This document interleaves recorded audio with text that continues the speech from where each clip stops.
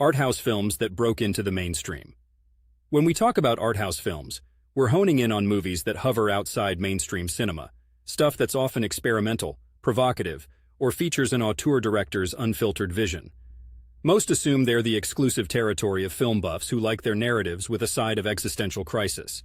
But there are outliers, films so compelling they crash through the barriers, earning both critical and commercial success. Let's start with Pulp Fiction. Tarantino is a genius at dancing on the razor's edge between indie cool and mainstream appeal.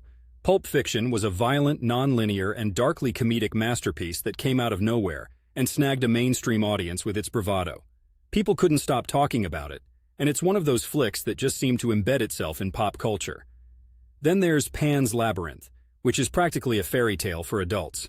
Guillermo del Toro weaves this dark Spanish Civil War story with a magical underworld, leading to a movie that's as beautiful as it is heartbreaking. It's foreign language, and it's fantasy, yet it gripped audiences worldwide and made a tidy sum at the box office. The Grand Budapest Hotel is another prime example. Anyone familiar with Wes Anderson knows his style is, let's say, idiosyncratic.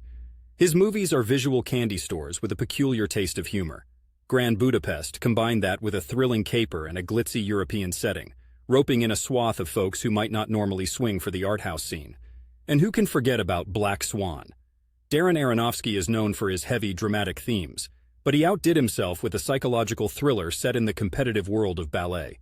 Natalie Portman's staggering performance earned her an Oscar, and the movie invaded the nightmares of mainstream audiences around the world.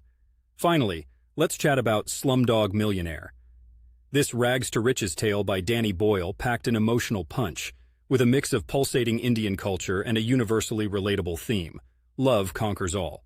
It dominated the Oscars and won audiences over globally, all while maintaining its art house roots.